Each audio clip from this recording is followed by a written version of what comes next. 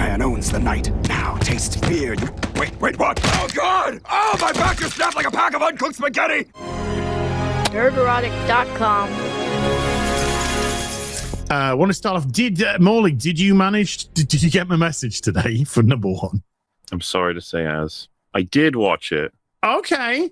So did you, Gary, in bed? I watched half of it. I could have watched all of it. Right. But my dog decided to just take a big old shit in a carpet that I had to go clean this morning. So I just fucking love it when animals. You know, Gary, Batman would have cleaned that shit and watched the yeah. I got through half of it. It's fucking awesome. It's bloody good, right? Well, first of all, you thought it was awesome. I thought it was excellent. Morley, this is interesting because you don't have any history with Knightfall. So, although I bought you the comics and sent you the comics years ago, I'm keeping them for when we do an episode on it. Which, to be honest with you, if you did prep today, we could have done the whole thing. I know. Yeah, okay. Can we preface that I got my message after I talked to Mahler last night when I'm like, Mahler, I'm going to bed. It's 1:45 in the morning, 2 in the morning. Az is like, hey, could you watch this movie? I'm like, I'm at bed. I don't like sharing DMs. I'm not going to, but I did. I'm pretty sure that I said if you can.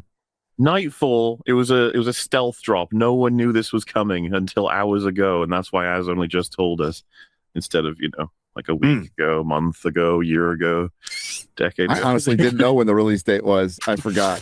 My boy Scarecrow was in it, so I had to watch it. He was. He has a bigger part in the comics, but they sort of paid homage to the little segment that he was in. So funny. It's exactly what when I see Scarecrow show up, I'm like, oh, so this will be a cool scene because he's Scarecrow, and it's good. And it was like, yeah, it was a good scene. Yeah, I was pleasantly surprised because obviously it's an hour and a half. They're trying to get through They're trying to get through like 13 parts of Knightfall in that hour and a half, while also doing Sword of Azrael and Vengeance of Bane, which is a 64 page from Chuck Dixon. Holy fuck. 64 comics? Damn. Yeah. 64 page special. That Vengeance would be cold. But and Sword of Azrael's a 4-parter from Joe Quesada and Denny O'Neil. They were trying to pack in a lot in an hour and 20 minutes, and I thought they did a fucking good job. Is this like is it like a spoiler-free discussion? Or? No, look, it came out in 1993 or whatever. So look, everyone knows about Bane breaking Batman's back. It's the story that. So, well, the first thought among many that we could definitely discuss all kinds of things. But I was just like, why the fuck have I not seen this in movie form? Well, you did. I've been screaming this for ages. There's a little film. I did not. Called The Dark Knight Rises. Don't. I am The Dark Knight Rises. Because The Dark Knight Rises is trying to do Knightfall and No Man's Land together, which is just as bad as a Zack Snyder fucking movie trying to put in multiple storylines that don't fucking cross-pollinate. If this is considered a faithful adaptation, at the very least fully in spirit, then what the fuck? I don't know. Dark Knight Rises. Dark Knight Rises is just only worse, as far as I'm concerned, for having watched this. It's very faithful in terms of beats, the way that the progress goes. So in terms of like the villains that Batman apprehends prior to Bane breaking him, they're pulling some of them back, and I understand why, because some of them they're going to give time for Jean-Paul when he's Azrael Batman to deal with. So I get that you don't want to have them get caught by Bruce, then have them again with Jean-Paul. So I get that, because we're gonna get a fun storyline with the Joker in the next part. Are we so are we just going to bounce around? Are we doing it now? Are we going to talk about it now? Well, you give your sort of just because you're the newbie, kind of the odd one out, I guess, for maybe finding a politer term. Just how did you find it as a superhero animated movie? I thought it was really solid, very good. I was entertained. I was engaged the whole time. I thought there was loads of really good shit in it. There wasn't a scene where I was like, "Oh, geez, now we're doing some super blah blah." I was like, "Oh, this will be good." And it felt. I would have guessed if I'd seen this in isolation and it was brand new that this must be based on something. 'Cause it's too good to have released today. Like it's. There's too much stuff in it that's working really well. Loads of really great misdirection, subversion, lots of work being done to develop everything ahead of obviously big payoffs.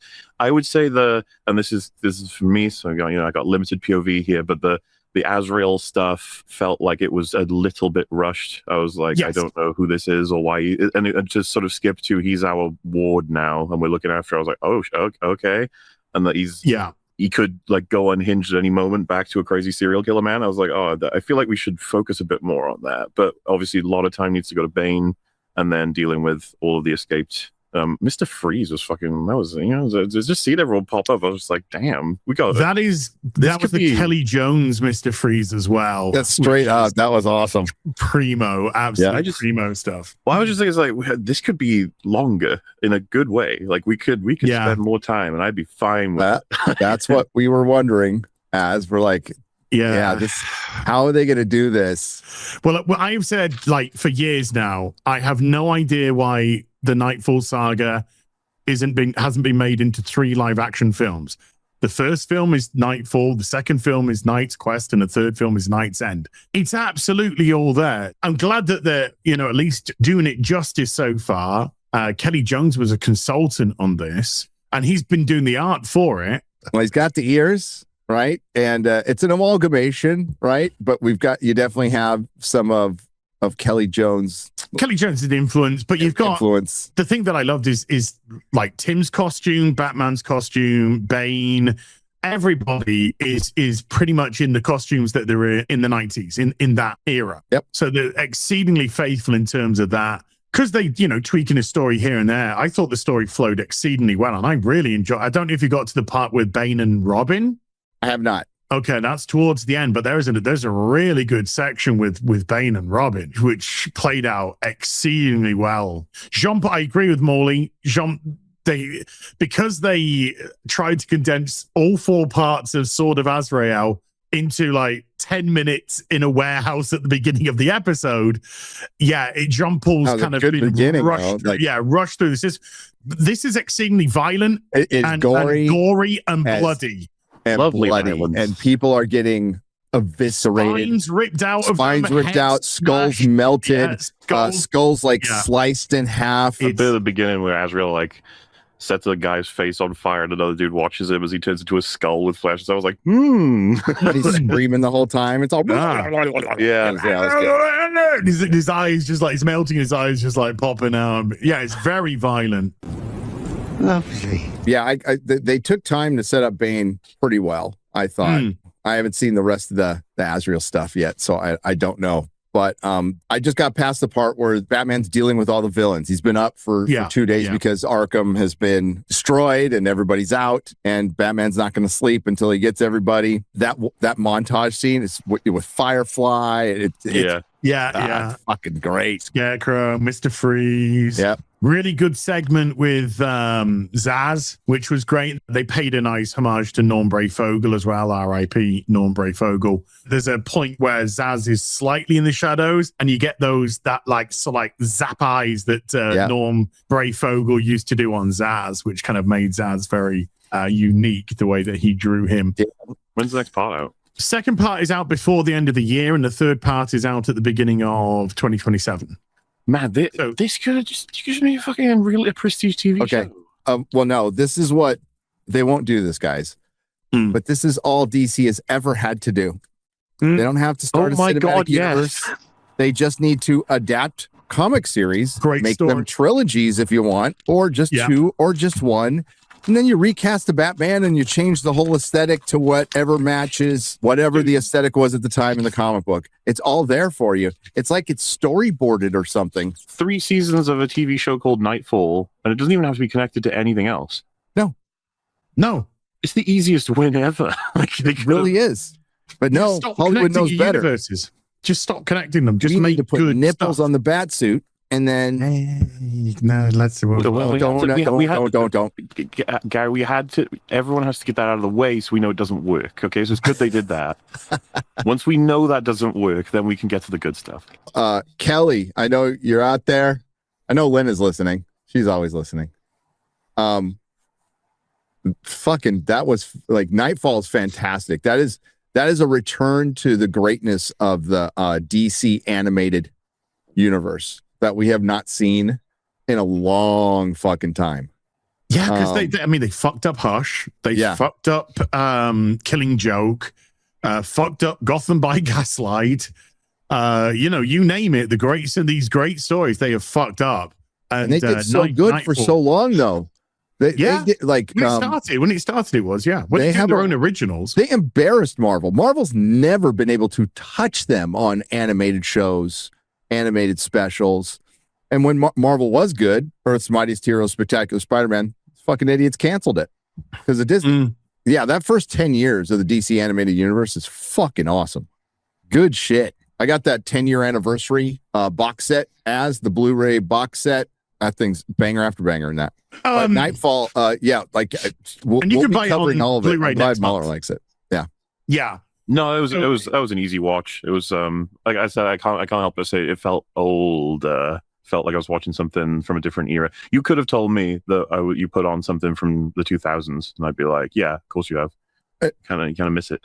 And not that DC's going to listen, but back to what we said before, this is all you've ever had to do. I know. It's the simplest shit. Watching Batman take out bad guys, get stressed, and have to deal with his relationships with different people breaking apart because of his control with Batman and all that. So it's just, what can you say? Okay. Imagine a Longbow Hunters movie. Oh my God, that was so good. Our first comic review episode and last. and last.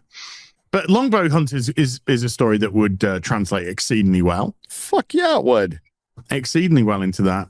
Yeah. First part. So I was really, really pleased. The dialogue was great. That was one thing which really stood out was how good the dialogue was. And I was just like, what? Why have we got better dialogue? And I don't mean this in a like disrespectful way to animation, but why has this animation got way better dialogue than fucking Lanterns? It's got better dialogue than Dark Knight Rises. Supergirl. It's got better.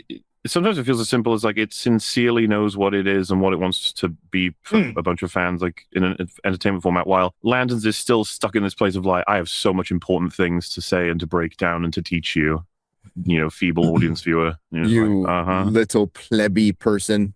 But just one thing, the character is so good in Knightfall. The beginning, the dude who gives Bane the book to read. Just from his character design, I was like, that's a pedo. He's a pedo, yeah. 100%. And then they have the scene, I was like, oh, he's going down. This is the classic way of design it. Yeah, when he goes into the cell and then when he closes the cell. Yeah. That got rid of any doubt. Well, if anyone had any doubt, that got rid of any doubt. I think, this for me is why it hit a bit. There's plenty of it's insane to blame Bruce in any way for what happened to his parents, but from Bane's POV, the amount of shit he did as a kid, and to be like, you didn't save your parents, sort of thing, when you could have acted, it's just like you were weak. It means something a bit different as a criticism from Bane, who's lived a fucking life of torment from when he was born. Yeah, he was a boy, and he was a boy who survived. Yeah. Whereas he looks at Bruce as a boy who couldn't fight back, whereas Bane did. So, and he has this book where Thomas Wayne has, built this amazing Gotham City. And then by time he gets out of prison or, breaks out of prison, Gotham's turned into shit. And he blames Bruce for that. Your father's died. You're too weak. Your city's fallen. It's your fault. Well, it's quite an idea to have Bane's like window into the future and hope is this old booklet about Gotham and how Thomas Wayne's constructed into this heaven sort of thing. Yeah, and to get there and to be so disappointed. It's just a lot of interesting ideas in it. I was just like, it was good shit, man. By the way, Gary, Chuck Dixon, Graham Nolan art. Voice of Alfred, I recognized him. He's Matthias Pavane in Angel Season 5. He's the ghost that tries to throw Spike into hell. Oh, no way. That's the actor, yeah. He's got a very distinct voice. What's funny to me is I didn't recognize it was him at first. I was just like, man, Alfred sounds like he's got a voice actor that should play evil people. Because he's very dark and very sort of like spooky. And I was like, oh, wait, it's because he is evil. That's what I know the voice from. Yeah, that's fun. But my God, Bane's motivations and drive are absolutely crystal clear. Yeah, and he's unstoppable. He's such a fucking force to be reckoned with, and so intimidating, so huge, and then ruthless, and they have the violence to be able to support it, so it makes it an enjoyable watch, like I said. Also, Bruce Boxleitner as Gordon is fun as well. Yeah, I wish there was a little bit more. Yes. Wish there was a little bit more. There was not so much. Montoya was played very well because her and Bullock are both very but they were very anti-Batman in the comics at one point for a good while. And they were sort of the foil to Gordon's, acceptance of him. And I thought they did a lot of good work with the relationship between Bruce and Chandra in the short time that they had, but they had two very good scenes together in the office, particularly when he fell asleep. Honestly, and this is a good complaint to have, I just could have gone for more of all of it. Yes, and that is a wonderful complaint. I wish it was a 2-hour movie. Mm-hmm. I wish they're all, because it's an hour and 18 movies, minutes. Yeah, 3 movies, let's say they're all an hour and 20 minutes long, which this one was. That's 4 hours. It's like that 1 hour, 20 minutes went like that. It went in the blink of an eye. I couldn't believe how quickly it was over. So, I could have watched 2 hours. That is 2 hours I could have easily have watched. I think great writing, great story. This one easy season of TV that would be really fucking good, ending with the breaking of the bat. That would have been that would have hit hard. Yeah, Batman 497, which is the breaking of the bat, iconic cover by Kelly Jones, by the way. It ends when Batman breaks him in the cave, drops his body, and just is like broken and done. And then it's Detective Comics 664, which opens up Graham Nolan artwork, by the way, in that one. And it opens up to one of my favorite panels in comic history. Bane is literally just holding up Batman's broken body in Gotham. So they made the decision this time not to end it just on the break, but to end it on Bane throwing Batman off the rooftop. And one change that I actually like, when I say one change I actually liked, there's lots of changes in it which all go well. But one that I actually really enjoyed was in the comics when he throws him down, Bruce Batman falls through, some outcrops, and so that kind of cushions his fall a bit, and then he lands on the concrete floor. In this one, they throw him onto the bat building. Yeah, well, they do that in the comic, but they throw him off the building, and he just lands straight on the bat signal, which was good because then he had that great imagery of the broken bat in the sky. So that was, I thought that was actually very well done indeed. By the way, Michael Mando is Bane in this, and it's just interesting that the contrast of he played 2 supervillains this year. One of them was pretty shit. You both wondering who it is? Yeah. Oh, see, I don't know if you figured it out yet, Gary, but I think that's evidence of just how much they fumbled him. Oh, okay. Oh, Scorpion, yeah. Brand new day. He makes an excellent Bane. No, that's what I'm saying. They did an excellent job. They utilized him perfectly. Really strong voice actor. And it's just sad that it's like you had him in Brand New Day to do anything you wanted, and that's what you got. Yeah, I mean, he because I've only seen him from that, and because I never saw all of Better Call Saul. I only saw bits and bobs of him. But he looked kind of like good in that, but he kind of had a very sort of tone about right, him. Yeah. And I don't mean that disrespectfully. You knew every emotion that Bane was going through, every spark, everything that Bane was going. And I thought he emoted that so well through his voice. And there's the really good, I really enjoyed that scene with him and Robin tied up, because he kind of acts like an anti-Batman in that scene, because he says to Robin, I thought, you're smart, you should have figured it out. So Robin tries to do his deduction based on what he can see.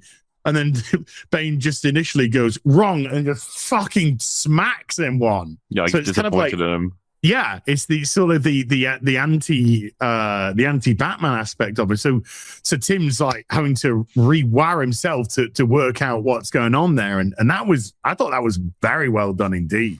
Some people mentioning spoilers again. It's like, well, we're kind of just trying to say you should check it out as an adaptation of the story.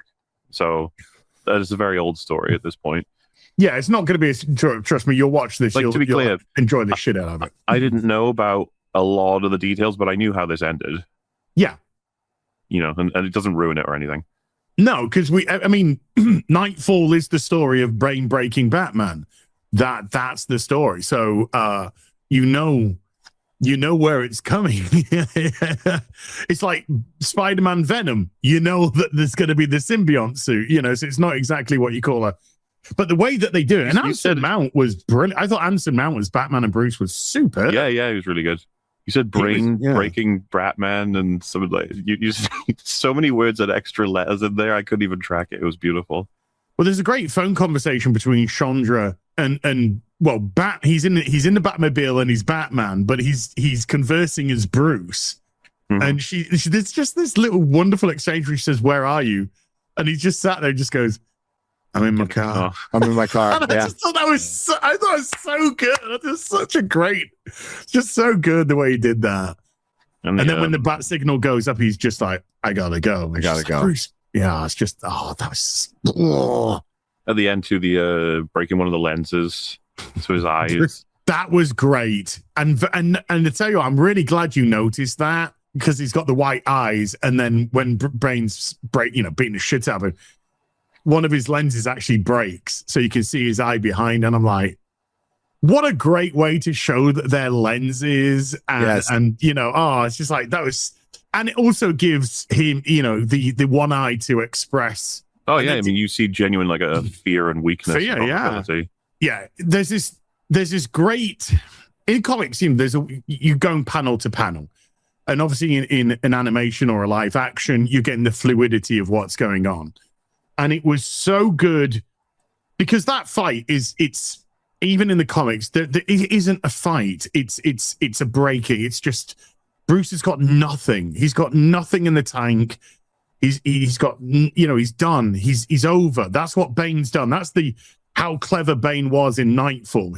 That's why it takes so long before he gets to Batman, because the whole point is I'm just going to wear you out and wear you out and wear you out, because it isn't about you not being able to fight me, because Bane's more than capable. It's about the fact that you have nothing left at all. And when you have nothing left, you're already broken. I'm literally just putting the exclamation point on to the breaking. And it was just great when, Bruce tried to hit him a couple of times. And there's like a point in the fight very quickly where Bruce is just like, I got nothing. I got nothing on this guy. And he's literally he just retreats. It's all just retreat. Because the fight starts off in the manner, I thought it's really good that when Bane grabs him and throws him across the hallway, and he literally smashes through the clock, which makes him fall down the stairs into the cave. And that might be one of my favorite bits as a visual. Batman limping into the Batcave through a secret passage that Bane is just ripping to shreds behind him, trying to get to him. There's something symbolic there, I think. Yeah. I thought that was absolutely epic, because in this, when Bane is getting pumped up, he's getting fully pumped up. And one thing that they did in this, which doesn't happen in the comics, by the way, is when Bane pumps himself up with a venom, you notice there was like armor tabs started to go across the tubes to protect the venom tubes. That didn't do that in the comics. So that is going to be quite interesting to see how that's dealt with, because of how his fight goes with Jean-Paul in the next part. But yeah, that visual of literally like Bruce Batman, hobbling down the stairs, and Bane's just massive and smashing and literally smashing his way down. Prying open the secret entrance to the back. It was, like I said, it's like, oh shit, everything's getting destroyed. Yeah. Think of all the fucking Batman movies they could make. Oh, dude. It's insane. Batman Cult. There's so Contagion. Imagine Contagion. Contagion. What I don't get is like in a fucking boardroom, whatever, with a bunch of suits. This isn't the pitch that goes like, make it comic accurate. It's like, no. This is do you want to make a lot of money? Do you want to make a shit ton of money? You don't even like it's so stupid, because it's funny. It's like, he's actually really intelligent, Bane, in this, both strategically, like in a pragmatic way, but also emotionally intelligent. There's a lot he has to say about like character stuff and interaction. He's a thug in like every version they've ever done, or he's a subordinate of like another villain. It's like he's strong. Well, he would be a henchman then. I was like, huh? No. Bane's got intelligence go with his strength. Yeah. Like, he's got really insane intelligence scale with his strength. He's not like the Bane in Batman and Robin, Mahler. You mean the best version of that Bane? That's a Joel Schumacher Bane, okay? He tried his best, damn it. Jeep Swanson, was it? I don't know, but it's such an No, insane wasn't it bucket to a produce wrestler that who character. played Bane in Batman and Robin? Jeep Swanson. I think it's Jeep Swanson. Really? Yeah. Burn. Who was a wrestler? He died that year. He died in 1997 as well. Well, most of them die. Let's be I know. He was, he was clearly a little bit pumped, you know? I gave Burn. it a great. Burn. It's free. Yeah, highly recommend Knightfall Part 1. Yes. Go, get it. yeah, go watch. Be happy, enjoy, order Blu-ray. So you got physical media because physical media is so important.